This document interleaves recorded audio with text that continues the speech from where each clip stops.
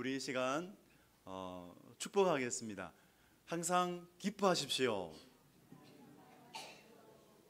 우리 보면서 서로를 보면서 축복하겠습니다. 항상 기뻐하십시오. 네. 두 번째는 항상 감사하십시오. 네. 항상 찬양하십시오. 네. 우리 성도님들의 그 삶에 늘 참 천국 되시기를, 천국 되시기를 축복합니다. 네. 성경을 읽어보면 참 많은 약속의 말씀이 있어요. 그래서 이 약속의 말씀을 붙들고 약속의 말씀을 품는 사람은 보석을 품고 있는 것과 같습니다. 굉장한 말씀입니다. 그런데 하나님께서는 약속대로 행하시는 분이십니다. 여러분 그것을 믿으십니까? 예, 그렇습니다. 하나님은 약속대로 행하시는 분이세요. 그래서 그 약속을 믿음으로 붙들면 소망의 말씀이 되는 거예요.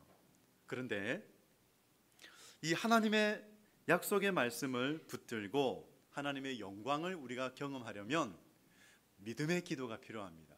믿음의 순종이 필요합니다. 하나님의 약속을 가졌습니까? 믿음의 기도와 믿음의 순종으로 하나님의 그 영광을 경험하시기를 바랍니다.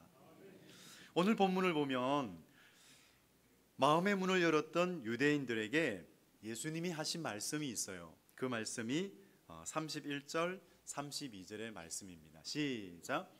그러므로 예수께서 자기를 믿은 유대인들에게 이르시되 너희가 내 말에 거하면 참으로 내 제자가 되고 진리를 알지니 진리가 너희를 자유롭게 하리라. 아멘. 예수님께서는 유대인들이 예수님의 참 제자가 되기를 원하셨고 진리를 경험하기를 원하셨어요. 그래서 진리를 알기를 원한다라고 말씀하신 것이죠. 그런데 그 유대인들이 듣자마자 심기가 좀 불편했던 것 같습니다. 그래서 이렇게 말합니다. 이보시오 예수 양반, 우리가 아브라함의 자손이라 남의 종이 된 적이 없는데 어찌하여 자유롭게 되리라 말하시오? 이렇게 말했습니다. 근데 사실 알고 보면 이 유대인들의 그 역사를 이렇게 보면 과거에 이집트에서 400년 동안 종살이했던 민족이었어요. 그리고 또 70년 동안 그 바벨론에서 포로 생활을 했던 또 그런 민족이었고 예수님 당시에는 로마 제국의 압제를 받는 로마 제국의 지배를 받고 있었던 그런 민족이었습니다. 그런데 남의 종이 된 적이 없다는 그들의 말뜻 무엇일까요? 그것은 그들이 아브라함의 자손이다라는 거죠. 우리는 아브라함의 자손이기 때문에 남의 종이 된 적이 없다. 우리는 하나님 나라를 상속받을 하나님의 자녀다. 아브라함의 자손이다라고 그렇게 한마디로 뻐기고 있는 거죠. 뻐긴다 이거죠. 그죠? 그렇게 그런 마음으로 예수님께 말씀을 드렸습니다. 그런데 예수님께서는 정문일침과 같은 말씀을 하세요. 34절에 보면 같이 읽겠습니다. 시작. 예수께서 대답하시되 진실로 진실로 너희에게 이르노니 죄를 범하는 자마다 죄의 종이라. 여러분 여기서 이 종의 특징이 있습니다. 죄의 종이다라고 말씀하셨는데 종의 특징이 있습니다. 종의 특징은 종은 주인에게 속박되어 있는 거죠. 벗어날 수가 없습니다. 그것이 종입니다. 그래서 누군가에게 예속되어 있는 종이라면 그 종을 돈 주고 사서 그 노예 문서를 다 불살라버리고 당신은 자유인입니다. 이제 자유롭게 가서 사세요. 이렇게 선언해 주기까지는 그 사람은 속박되어 있는 것이죠. 벗어날 수가 없습니다. 그리고 주인에게 지배를 당합니다. 그런 사람이 종인데 죄의 종이라면 그 죄가 주인이 되는 거예요. 그래서 죄에게 속박되어져 있고 죄로부터 벗어날 수 없고 죄에게 지배를 당하는 그런 사람을 죄의 종이다라고 하시죠. 근데 유대인들을 향해서 죄의 종이다, 너희는 죄의 종이다라는 것을 말씀하셨습니다. 그런데 그들은 그것을 인정하지 않지요. 그런데 이 종의 특징을 보면 뭔가에 중독되어져 있을 때 나타나는 특징하고 비슷합니다. 중독의 정의입니다. 어떤 일에 습관적으로 또는 강박적으로 자신을 몰입하거나 거기에 항복하는 것, 이것이 중독입니다. 중독 중에 관계 중독이라고 있는데요, 누군가에게 의존되어야만 살 수 있는 증상을 가진 사람을 말하죠. 그러니까 혼자 힘으로는 아무것도 할 수 없고 또 혼자가 되는 것에 극도의 불안감을 가지고 있습니다. 그래서 관계 중독에 빠지면 상대방, 타인에 대한 의존도가 높아지고 동시에 자아는 사라지게 되는 거죠. 나는 사라지게 되는 거죠. 그 사람이 관계 중독에 빠진 사람인데요, 이런 증상을 자기 상실 증후군이라고 부릅니다. 이 사람은 자신의 소신보다는 타인의 시선을 더 중요하게 여기고, 그리고 남의 인정으로 외로움을 달래고 싶어져요. 이런 사람이 다 그런 건 아닌데, 이런 사람이 어디에 맞냐면 소셜 미디어, 그러니까 인스타그램 아니면 또 그런 소셜 미디어 있죠. 거기에서 활동하는 사람 중에 이런 중독 증세를 가지고 있는 사람이 있습니다. 다 그런 건 아니죠. 다 그런 건 아닌데 그런 분들이 있습니다. 근데 한 목회 상담가는 그 중독의 원인을 이렇게 말합니다. 한번 들어보십시오.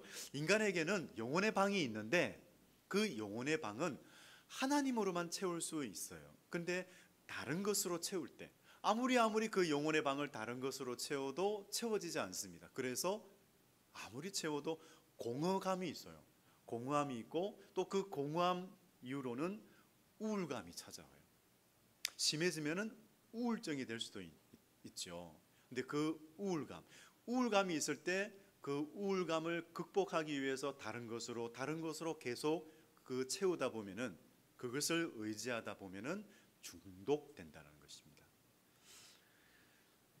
여기서 오늘 말씀해 보면 이 종의 정체성, 종의 특징, 종의 정체성과는 아주 다른 정체성을 가지고 있는 그런 사람, 그런 말이 나오고 있어요. 그 다른 정체성을 가지고 있는 그 사람이 누구냐? 제자입니다. 제자. 그 제자의 특징이 있는데, 예수님의 제자의 특징 세 가지를 말씀드리겠습니다. 첫째는 주님의 말씀대로 삽니다. 그리고 둘째, 서로 사랑합니다. 그리고 셋째, 삶 속에 열매가 있습니다. 여러분, 이 세 가지 특징을 가지고 있지요. 우리 성도 여러분, 예수님의 제자이십니까? 오늘 우리를 예수님의 제자로 부르십니다. 예수님의 제자가 되라 오늘 이 자리로 불러주셨습니다. 오늘 나는 하나님의 예수님의 제자인가? 주님의 말씀을 한번 들어보십시오. 요한복음 15장 16절 17절 우리 같이 한번 읽겠습니다. 시작. 너희가 나를 택한 것이 아니요 내가 너희를 택하여 세웠나니 이는 너희로 가서 열매를 맺게 하고 또 너희 열매가 항상 있게 하여 내 이름으로 아버지께 무엇을 구하든지 다 받게 하려 함이라. 내가 이것을 너희에게 명함은 너희로 서로 사랑하게 하려 함이라. 아멘. 여러분, 종과 제자의 차이는 천지 차이죠. 예수님께서는 그렇게 말씀하십니다. 종은 주인이 하는 것을 알지 못한다. 하지만 너희를 친구라 부른다라고 말씀하셨습니다. 우리를 친구라 부르십니다. 우리를 제자로 삼으시고 우리를 친구라고 부르십니다. 그것은 친밀해지고 싶다. 우리와 친하고 싶다. 우리가 예수님을 알고 예수님과 친밀한 관계 속에서 살아갈 때 우리는 제자요, 우리는 예수님의 친구로 살 수 있습니다. 여러분, 너무나 기대가 되지 않습니까? 예수님의 친구로 사는 사람, 예수님의 제자로 살아가는 사람, 여러분 그 속에 열매가 있다. 주님이 그 사람을 가까이 하신다라고 말씀하세요. 우리 예수님의 제자로 우리를 택해 주셨습니다.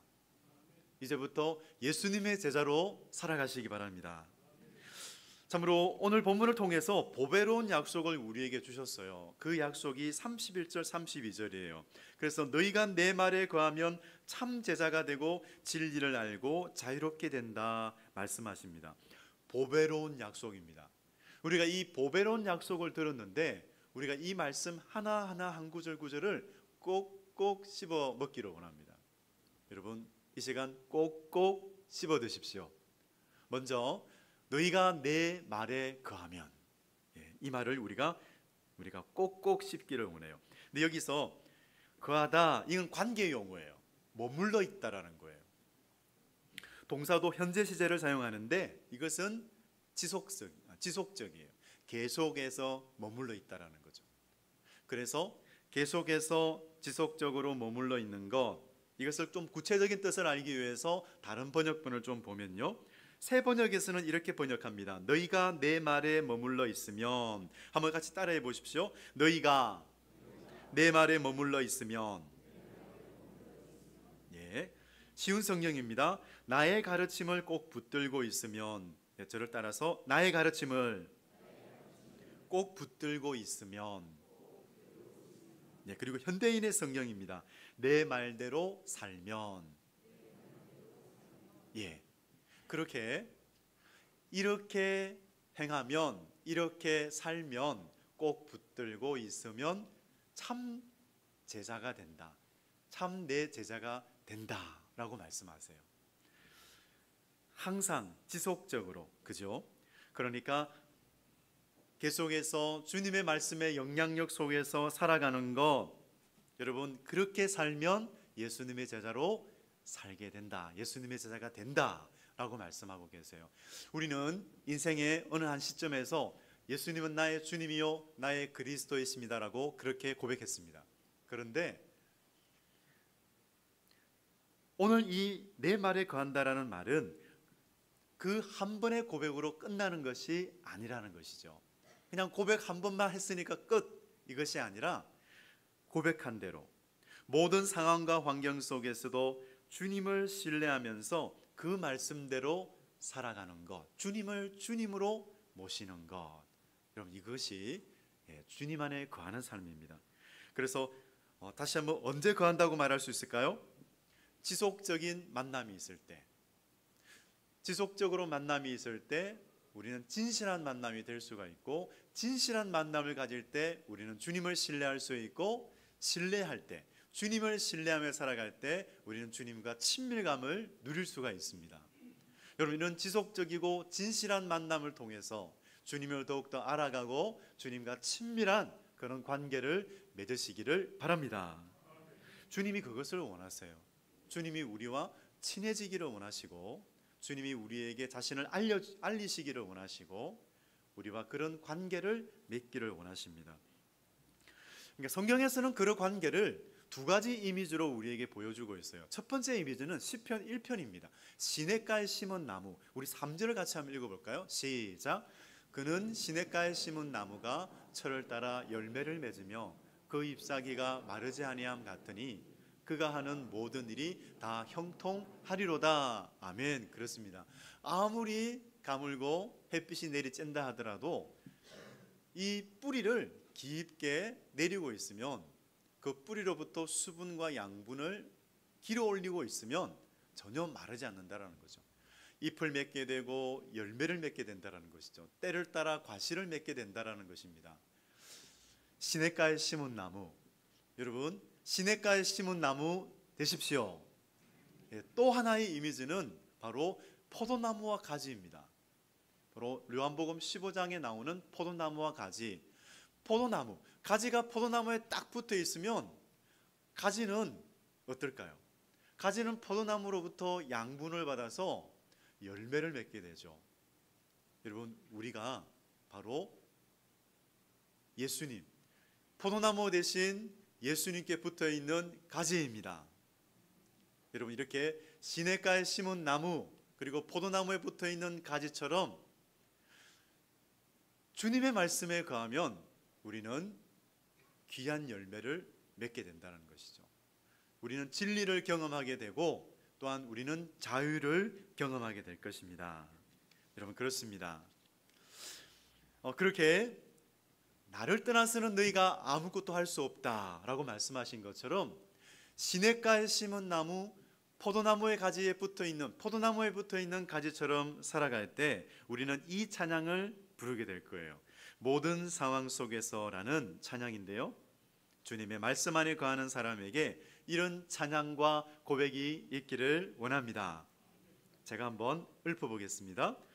모든 상황 속에서 주를 찬양할지라 그는 너의 큰 상급 큰 도움이시라. 주의 얼굴 구할 때 주의 영을 부으사 크신 사랑 안에서 주를 보게 하소서. 내 영혼이 확정되어 싸우니 믿음의 눈들어 주를 바라봅니다. 주를 찬양할 때 주의 나라 이미 임했네. 그 영원한 나라 보게 하소서. 여러분 모든 상황과 환경 속에서 우리의 영혼을 확정하여 우리 주님을 붙들 때 주님의 말씀 안에 거할 때 우리는 주님의 나라의 그 영광을 보게 될 것을 믿습니다. 여러분 이 찬양 속에서 주님과 동행하는 그런 저와 여러분 되시기를 바랍니다. 여러분 이어지는 말씀인데요. 우리가 꼭꼭 씹어 먹어야 될 두 번째 말씀은 32절에 나와요. 그게 뭐냐면 진리를 알지니 이 말씀입니다. 우리가 어떻게 진리를 알게 된다고요? 너희가 내 말에 거하면. 여러분 우리 주님의 말씀에 거하는 길은 말씀 묵상입니다. 여러분 말씀 묵상은 말씀을 꼭꼭 씹어 먹는 거예요. 오늘부터 여러분 하나님의 말씀을 꼭꼭 씹어 먹으십시오. 말씀 묵상을 통해서. 그러면 우리는 진리를 알게 될 것입니다. 진리를 경험하게 될 것입니다. 그렇습니다. 사람이 은혜 가운데 예수님을 주와 그리스도로 믿는 것은 가능하지요. 그런데 그 진리 안에서 살고 자유케 되는 것, 그것을 경험하는 것은 하루아침에 되지 않습니다. 그렇습니다. 예수님의 말씀 안에 사는 일은 평생 걸리는 거예요. 그리고 평생 우리가 그렇게 사는 겁니다. 분명한 것은 예수님의 말씀을 붙들고 살아갈 때 우리는 인격적으로 진리를 경험하게 되고 진리를 경험하는 것만큼 자유를 경험할 수 있다는 것이죠. 여러분 이것은 영적인 사실입니다. 여러분 안다는 것, 진리를 안다라는 것을 음식을 먹는 거와 음식을 먹는 일에 비유할 수 있습니다. 여러분 지나갈 때 맛있는 음식을 봐요. 요즘 먹방을 많이 보게 되죠. 먹방을 보게 되면 맛있는 음식을 보면 여러분 침이 꼴깍꼴깍 삼켜지죠. 저절로 그냥 침이 이렇게 생겨요. 그런데 그 음식을 먹지 못하면 그 음식을 먹을 때 그런 기쁨과 그런 즐거움을 직접 누릴 수가 없잖아요. 그 음식을 직접 맛보아야만 우리가 그 음식으로 인해서 우리의 몸에서 그 음식이 소화되어서 살이 되고 피가 되고 그 음식이 이렇게 맛있구나 기뻐하고 또 즐거워할 수가 있죠. 직접 맛보아야만 알게 된다는 것입니다. 그래서 진리를 안다라는 것이 경험해서 안다라는 거예요. 경험해서 그냥 지식적으로 담고 있는 것이 아니라 경험해서 아는 것이죠. 그렇습니다. 그렇게 말씀 묵상은 우리가 꼭꼭 씹어 먹음으로 경험하여 아는 것이죠. 여러분 오늘 우리는 이 보배로운 말씀을 들었습니다. 너희가 내 말에 거하면 참 제자가 되고 진리를 알지니 진리가 너희를 자유롭게 하리라. 우리는 이 보배로운 약속을 듣고 받았어요. 여러분 우리는 이 말씀 속에서 경험하기 위해서 이제 주님의 사랑을 경험하고 주님의 능력을 경험하고 자유를 경험하기 위한 그런 거룩하고도 간절한 갈망이 우리에게 있기를 원합니다. 그냥 오늘 듣고 잊어버리는 것이 아니라 저 말씀 내가 붙잡아야지. 목사님을 주시는 말씀 내가 붙잡아야지. 그래서 이것을 내가 경험하기 위해서 진리를 경험하고 예수님을 경험하고 예수님이 주시는 자유를 경험함으로써 복된 삶을 살아야지. 여러분, 이렇게 말씀을 붙잡고 이제부터 기도하시기 바랍니다. 여러분, 자유롭게 되리라. 우리 주님이요, 죄와 사망 권세를 무력하게 하셨어요. 어디 있어요? 십자가에서. 그렇습니다. 그래서 죄가 너희를 주장하지 못하리니 말씀하셨어요. 여러분, 죄는 우리를 주장할 수 없습니다. 여러분, 왜냐? 십자가에서 죄와 사망의 권세를 깨뜨리셨기 때문에, 예수님께서 부활하셨기 때문에, 부활의 주님으로 인하여 그 죄가 우리를 주장할 수가 없습니다. 여러분, 그렇습니다. 그래서 주님의 말씀대로 주님이 역사하시고 우리 가운데 주님이 역사하시고 또 주님의 말씀대로 행하면 속박은 풀어집니다. 어떤 속박도 풀어지게 되어 있습니다. 아멘. 어떤 매임도 풀어지게 되어 있습니다. 여러분, 믿으시기 바랍니다. 여러분, 나를 메고 있는 것이 무엇입니까?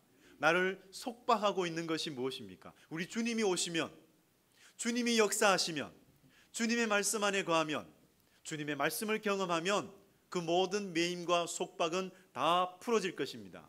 그래서 우리는 자유와 기쁨을 누리게 될 것입니다. 이정환 목사님이 쓰신 내 마음이 아픕니다 라는 책이 있습니다. 이 책을 좀 나누기를 원합니다.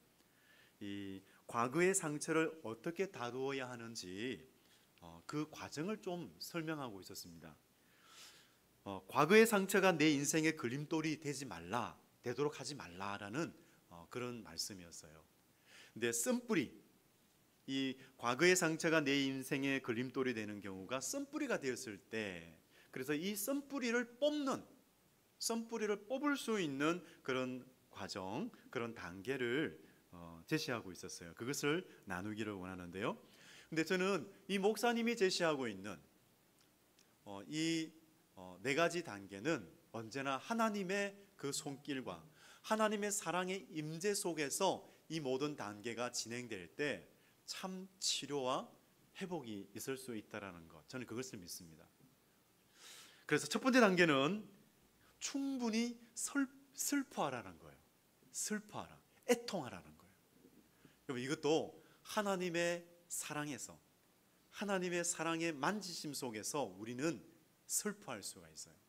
우리가 참으로 애통하고 슬퍼할 수 있는 것, 그냥 분이 나서 너무나 서러워서 슬퍼하는 그 정도가 아닙니다. 이거는 하나님의 치유, 하나님의 임재 속에서 애통하고 슬퍼하는 것이죠.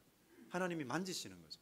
하나님이 만지실 때 우리가 이 참다운 애통의 과정을 겪을 수가 있습니다. 그런데 상한 감정을 우리가 억압하면 이 감정이 다른 모습으로 나타날 수가 있다는 것이죠. 다른 모습으로 나타나서 또 다른 문제를 만들 수가 있습니다. 그래서 이 상한 감정을 해결하라라는 것인데요. 상처에서 회복되기 위해서는 이렇게 하나님의 은혜 속에서, 하나님의 사랑의 손길 속에서 충분히 슬퍼하고 하나님의 위로를 받는 시간이 필요합니다. 만일 마음에 그런 과거의 상처가 있다면, 슬픔이 있는데도 이 슬픔을 해결하지 못했다면 하나님의 임재, 하나님의 놀라운 임재 속에서 그 슬픔이 해결되어지기를 간절히 원합니다. 두 번째는요, 용서하는 거예요. 상처 준 사람을 용서하는 거죠. 관계 속에서 상처받기 때문에, 그렇죠? 그렇습니다. 내게 상처를 준 사람들과 불편한 관계를 풀지 않는다면 그 과거의 상처, 매임이 풀어지지 않는다라는 것이죠. 제 얘기를 잠깐 하자면, 저는 아버지와의 관계 속에서 좀 상처가 있었고 분노를 가지고 있었던 사람입니다. 지금은 해결된 상태입니다. 왜냐하면 어머니를 좀 이렇게 어머니와 아버지 사이에 그런 좀 좋지 않은 관계, 아버지가 어머니를 또 학대했고 또 폭행을 했던 그런 시간들, 그런 장면들을 좀 보고 자랐어요. 그러니까 내 마음에는 분노가 이렇게 자리 잡고 있더라고요. 아버지를 향한 분노가 자리 잡고 있었고, 그런 상태로 참 꾹꾹 누르고 뭐 아버지 앞에서는 그런 걸 드러내지 않지만 꾹꾹 누르면서 그렇게 자라오다가 하나님이 이 마음을 고치시는 시간, 은혜를 주셔서 이 마음을 치유해 주는 그런 시간들이 있었습니다. 시작이라고 봐야 되겠죠. 그 시작, 저의 회복의 시작, 그런 시간을 하나님께서 시작을 하셨어요. 그래서 은혜를 받고 아버지를 새롭게 보게 되고 또 새로운 그런 마음으로 바라볼 수 있게 되면서 하나님이 먼저 저의 마음을 만지기 위해서 여러 가지 내적 치유에 관한 책을 읽게 하셨습니다. 저는 그 문제를 가지고 상담가를 찾지는 않았어요. 상담가를 찾지는 않았고 하나님 앞에서 그리고 또 책을 읽으면서 그렇게 이 치유의 과정을 좀 밟았습니다. 그래서 책을 읽으면서 어떤 문제, 이런 문제, 저런 문제, 그래서 결국 아버지를 용서해야 된다라는 그런 마음을 주셨어요. 그래서 나중에 아버지를 찾아갔어요. 찾아가서 아버지에게 이렇게 저는 상처를 받았고 이렇게 이런 마음을 가졌습니다. 그런데 이런 회복의 시간이 있었고 아버지를 용서합니다라고 그렇게 좀 담담하게 그렇게 고백하는 시간을 가졌습니다. 아버지가 뭔가를 생각하신 것 같아요. 그 말을 그냥 스치고 잊어버리신 건 아니고 아버지 그 말을 듣고 곰곰이 들으셨어요. 듣고 계셨어요. 그래서 뭔가 저에게 피드백을 주시기를 너는 이렇게 살지 마라. 뭔가 마음속에 뭔가 있었다라는 것이죠. 뭔가 생각이 있었고 그래서 나중에는 또 축복도 해주시면서 훌륭한 목사가 되어라 이런 또 축복도 해주시는, 처음에는 반대하셨는데 나중에는 또 축복해 주시는 또 그런 시간들도 있었습니다. 지금은 그렇게 아버지와의 어떤 아버지를 바라볼 때 참 불편한 그런 마음으로 바라보지 않게 되었어요. 그래서 찾아갔을 때 지금 요양원에 계시는 아버지를 볼 때에도 아버지 사랑합니다. 그렇게 고백할 수 있는 그런 마음이 되었습니다. 하나님께서 치유해 주시고 회복시켜 주셨기 때문에 제가 하나님을 다른 눈으로 바라볼 수 있었고 또 용서할 수 있는 힘을 얻었습니다. 이처럼 용서할 수 있는 힘, 우리 하나님은 용서할 수 있는 힘, 은혜를 주시는 분이세요. 그런데 순종해야 된다는 것이죠. 순종할 때, 순종의 발걸음을 내가 걸을 때 하나님은 용서할 수 있는 능력, 그 사랑도 부어주시는 하나님이십니다. 그렇습니다. 그러니까 세 번째는 뭐냐면, 세 번째는 과거를 재해석하는 거예요. 하나님의 관점으로 바라보는 거죠. 내 인생에서 일어난 사건을 하나님의 관점으로 바라보는 것이죠. 모든 것을 합력하여 선을 이루시는 그 하나님, 그 하나님의 관점으로 해석할 때에 참다운 치유가 일어납니다. 요셉의 경우가 그랬습니다. 요셉이 형들의 시기 미움을 사서 애굽으로 종살이하게 되죠. 근데 표면적으로는 종살이의 모습, 굉장히 고통스러운 그런 모습으로 살아갑니다. 그런데 하나님은 요셉과 함께 하셨다라는 거죠. 은혜가 함께 했다라는 거죠. 하나님께서 보내셨기 때문에 하나님의 은혜 부어주셨고 하나님께서 지혜 주셨고 모든 일들이 착착착 진행될 수 있도록 하나님께서 행하셨다라는 것이죠. 인내해야 했죠. 하나님의 때가 될 때까지 인내해야 했습니다. 그런데 그 때가 되었을 때 총리가 되었고 참으로 많은 민족을, 자기 민족뿐만 아니라 타인을 살릴 수 있는 그런 통로가 되었습니다. 이처럼 우리 인생 가운데서 일어나는 그 모든 사건이 하나님의 섭리 가운데서 일어나기 때문에 우리가 결코 절망하거나 그냥 좌절감이나 낙심이 아니라 오히려 하나님께서 우리의 삶을 새롭게 해 주심으로 우리 가운데 새로운 소망이 생겨나기를 원합니다. 이처럼 재해석하는 것이죠. 나의 과거를 재해석하는 것. 그렇습니다. 그리고 네 번째 마지막은요, 과거에 집착하는 것이 아니라 하나님께 집중하는 거예요. 하나님께 집중할 때 계속해서 걸어갈 수 있는 힘을 얻습니다. 사도 바울이 그랬습니다. 사도 바울은 유대인으로부터 핍박과 박해를 받습니다. 그런데 그 핍박과 박해 속에서 그냥 주저앉아 버리는 것이 아니라 오히려 나의 나된 것은 하나님의 은혜입니다. 내가 다른 사도보다 더 많이 수고했지만 나의 나된 것은 하나님의 은혜입니다. 정말 돌을 맞고 쓰러져요. 정말 죽은 것 같아요. 그런데 다시 일어나요. 저 그거 보면서 와, 정말 돌 맞고 쓰러졌다가 기절해서 쓰러졌다가 다시 일어나서 툴툴툴 털어버리고 또 주님의 사명을 다하며 살아가는 사도 바울. 정말 하나님의 은혜가 아니고서는 어떻게 그렇게 감당할 수 있었을까요? 정말 나의 나된 것은 하나님의 은혜입니다.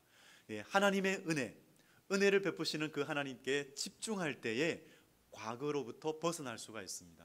여러분, 그 어떤 과거에 매여 있습니까? 과거에 집착할 것이 아니라 은혜 주시는 그 하나님께 집중함으로 참 자유를 누리시기를 바랍니다. 아멘. 그렇습니다. 우리는 하나님의 은혜를 묵상하면, 하나님을 예배하면 우리는 그 사랑으로 인해서 계속해서 우리는 우리의 마음 가운데는 치유되고 자유를 경험하고 우리는 새로운 삶을 살아갈 수가 있습니다. 여러분, 오늘 말씀처럼 너희가 내 말에 거하면 참으로 내 제자가 되고 진리를 알지니 진리가 너희를 자유롭게 하리라. 여러분, 이 말씀을 오늘 이 시간부터 나에게 주시는 말씀으로 품고 기도하시기를 바랍니다. 그리고 경험하시기를 바랍니다. 아멘. 기도하겠습니다.